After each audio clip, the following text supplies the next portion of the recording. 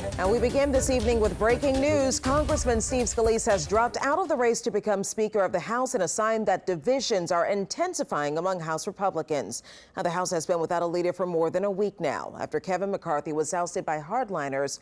We begin this evening with CBS's Natalie Brand, who has the new developments. I'm withdrawing my name as a candidate for the Speaker designee. Louisiana Congressman Steve Scalise making that decision Thursday night after a day of closed-door meetings with his colleagues. Our conference still has to come together and is not there. There are still some people that have their own agendas, and I was very clear. We have to have everybody put their agendas on the side and focus on what this country needs. On Wednesday, Scalise narrowly defeated Ohio Congressman Jim Jordan during a secret ballot vote among House Republicans to select a speaker.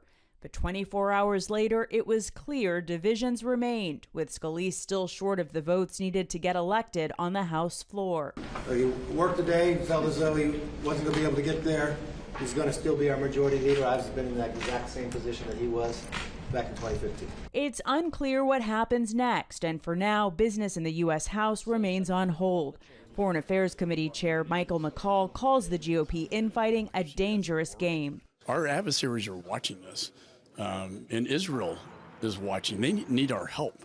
This House of Representatives needs a speaker, and we need to open up the House again. Majority Leader Scalise, the number 2 Republican, says he's going to push to make that happen as quickly as possible.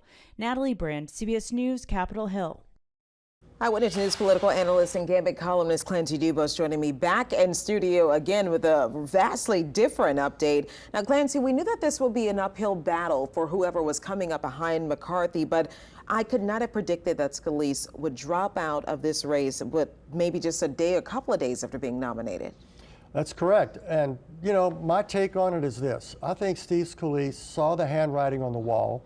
He wanted to be Speaker, but he did not want to be Speaker in a position of weakness. He saw what happened to Kevin McCarthy, who frankly bowed down and scraped and groveled to every nut job in the House, from the Wacko Caucus, the Marjorie Taylor Greenes and the Boeberts and Matt Gaetz, and frankly painted himself, McCarthy did, into a political corner that he couldn't get out of. And the same people that he cut deals with wound up knifing him in the back.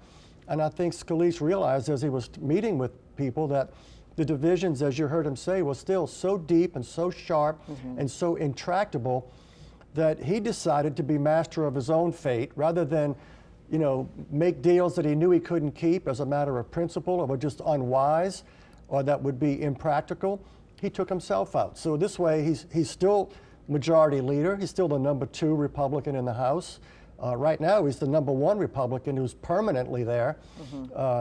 And so it throws it wide open. I don't see any way that Jim Jordan can put it together. Well, Jim Jordan, of course, in the first vote that they took behind closed doors, couldn't even get over 100 votes. And that was with Donald Trump's support. And so now people don't think they have a viable candidate. Who do you think? I know that there's someone likely to take that spot. Well, last Tuesday night, I said if there's a dark horse, it could be Patrick McHenry, who's the interim speaker, who is a solid conservative. He's not crazy. He's smart as a whip, and you know, but he's going to have to be a compromise candidate. I think he's waiting in the wings. Another one is Congressman Tom Emmer from Minnesota, who's the whip, who's also widely respected. You know, but these are all traditional conservatives. They're not part of the chaos caucus who wants to burn everything down. And that's not a very big caucus, by the way, but it's enough when the Republicans only have 221 members, and you've got 8 of them at least who are hardline, I'm just going to say it like it is, hardline crazies willing to burn everything down and, you know, shut down the government and not get the country's urgent business done. When you look at what's going on the world stage, you know, these people are tempting the fate in a very bad way. And yet, without their votes, the Republicans cannot elect a speaker. You know, I wonder this. Scalise obviously had more support. 24 hours went by, and some of them, those initial congressmen and women that supported him, they withdrew their support. What do you think could have happened? I think, I can only speculate, but knowing Steve Scalise as I do, I think he tried to tell them as much as he could that would satisfy them, but there were certain lines that he would not cross philosophically or ethically. And he just said, I can't do that. So they pulled off.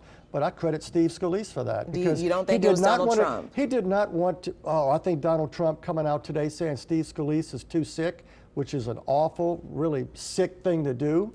You know, and Scalise, who has been a very loyal guy for Donald Trump. He's been an acolyte of Donald Trump, at least as loyal as Jim Jordan has been, short of allegedly participating in the January 6th mess.